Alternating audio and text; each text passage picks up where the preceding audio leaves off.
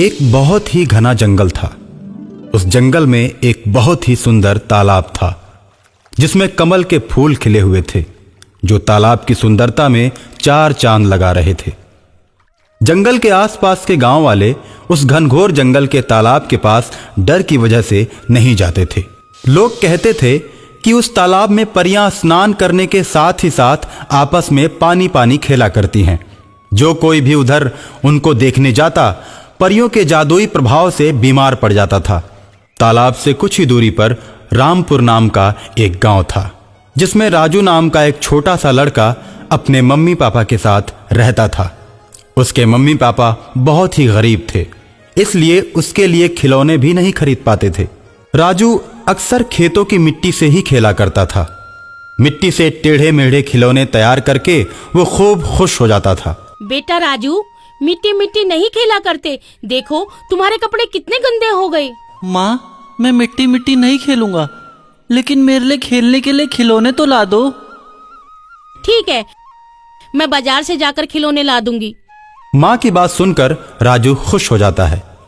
राजू के mummy papa उसे घर पर अकेले ही छोड़कर बाजार की तरफ जाते हैं और जाते हुए राजू से कहते हैं, बेटा इधर उधर मत जाना और जंगल में उस तालाब की तरफ तो बिल्कुल भी मत जाना।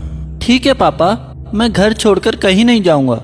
मम्मी पापा के जाने के बाद राजू के मन में तालाब और जंगल घूमने लगते हैं और वो उन्हें देखना चाहता है। राजू खुद को रोक नहीं पाता और जंगल की तरफ चल देता है और कुछ ही दूरी पर वो परियों को स्नान करते हुए देखता है। सुंदर सुंदर प्यारी प्यारी परियों को देखकर राजू खुश हो जाता है, लेकिन डर की वजह से उनके पास नहीं जाता है। परियां पानी पानी खेलती हैं और शाम होते ही वो गायब हो जाती हैं। जाते समय परियों को ख्याल नहीं रहता, पर एक छोटी परी तालाब में छूट जाती है। छोटी परी चल तो सकती है लेकिन उड़ नहीं सकती क्योंकि उसके पंख बहुत ही छोटे हैं। राजू उस नन्ही परी को अकेले देखता है तो उसके पास जाता है और उससे कहता है, बहन, तुम्हारा नाम क्या है? मैं परी हूँ और मेरी मम्मी का नाम सोन परी है। तुम हमारी दोस्त बनोगी? हम लोग साथ साथ खूब खेलेंगे। परी और राजू खेलने लगते हैं। परी राजू के साथ खेलते खेलते उसके घर आ जाती है। शाम को राजू के मम्मी पापा जब राजू के साथ परी को देखते हैं तो उससे कहते हैं, राजू तूने ये क्या कर दिया? अब तो परियां क्रोध में आकर हम सबको श्राप दे देंगी। क्यों डरते हो अंकल? ऐसा कुछ भी नहीं होगा। मैं तो राजू के साथ खेलूंगी, फिर मेरी मम्मी आएगी और मुझे लेकर जाएगी और बदले में राजू को ढेर सारे खिलौने देगी।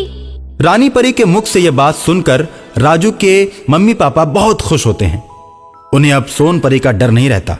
रानी परी और राजू फिर एक साथ खेलने लगते हैं। अरे राजू, तुम्हारे घर में तो एक भी खिलौना नहीं है। मम्मी, तुम बाजार से खिलौने लाने की बोली थी ना, मेरे खिलौने कहाँ हैं? बेटे, आज मेरे पास पैसे नहीं है, कल मैं तुम्हारे लिए जरूर खिलौने लेकर आऊंगी। आंटी जी, तुम पैसे के बिना खिलौने नहीं लाई, ये लो पैसे। रानी परी हवा में हाथ हिलाती है और पैसों से भरा एक थैला हवा में तैरते हुए राजू की मम्मी के पास चला आता है। आंटी जी, आपके पास पैसे नहीं है, ये लो, ये परी लोग के पैसे हैं। ये पैसे सोने के होते हैं, आप इन्हें बेचकर अच्छा सा घर बना लो। मेरे और राजू के लिए बहुत सारे खिलौने लेकर आओ। राजू के मम्मी पापा सोने के सिक्कों को देखकर बहुत ही खुश होते हैं और कुछ ही दिनों में सोने के सिक्कों को बेचकर बहुत बड़ा घर बनवा लेते हैं। और उसके बाद राजू के मम्मी पापा अपने गांव में सबसे ज्यादा अमीर हो जाते हैं। यार, अचानक राजू का परिवार इतना धनी कैसे हो गया? राजू तो कुछ दिनों से घर से बाहर भी नहीं निकल रहा है। चलो हम पता लगाते हैं कि मामला क्या है। गांव वाले छुप छुप कर राजू के घर की बात को सुनते हैं। राजू के घर से परी की आवाज आती है। वे लोग समझ जाते हैं कि परी के चलते ही राजू का परिवार इतना धनी हुआ है और गांव वाले मुखिया से जाकर कहते हैं, राजू के साथ साथ उस नन्ही परी को भी चौपाल पर लाया जाए। हम भी परी को देखना चाहते हैं। राजू, मैं तो इंसानों के बीच नहीं रहती, वो तो तुम मेरे दोस्त बन गए थे, इसलिए मैं तुम्हारे घर आ गई। मुझे चुपके से तालाब की तरफ ले चलो, मेरी माँ वहाँ आई होगी। मैं अपनी माँ के साथ चली जाऊंगी, नहीं तो ये लोग मुझे मार ठीक है, मगर मैं तुम्हें छोड़कर नहीं रह पाऊंगा।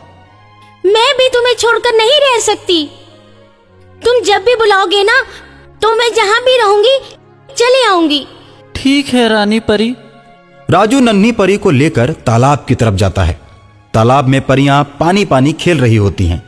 वहीं पर जाकर राजू रानी परी को छोड़ देता है। रानी परी को छोड़कर राजू बहुत ही रोता है और भारी मन से अपने घर की तरफ चल देता है। राजू जब अपने घर आता है तो घर में मम्मी पापा को न पाकर चौपाल की तरफ जाता है। गांव वाले उसके मम्मी पापा को पेड़ से बांधकर उससे पूछते हैं, बता परी कहाँ है? हम दोनों नहीं जानते कि परी कहाँ है और वो राजू के साथ कहाँ गई हुई है। ठीक है, जब तक राजू परी को लेकर नहीं आ जाता हम लोग इंतजार करेंगे और जैसे ही वे दोनों आएंगे तुम लोगों को खोल दिया जाएगा।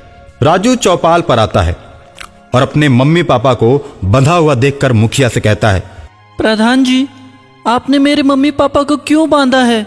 ये तो बहुत गलत बात है। उन्होंने कौन सा अपराध किया है? क्या आपके गांव में गरीब का अमीर हो जाना अपराध माना जाता है? अरे ये तो बहुत बोलता है, इसे भी बांध दो। गांव वाले राजू को उसके मम्मी पापा के साथ बांध देते हैं। राजू संकट में पड़कर रानी परी को याद करता है। मम्मी, मेरा दोस्त संकट में पड़ा हुआ है, उसकी मदद करो ना। रानी परी की बात सुनकर सोन परी अपनी सहेलियों के साथ चौपाल पर आ जाती है और मुखिया सहित पूरे गांव वालों को जादुई छड़ी से बांध देती है।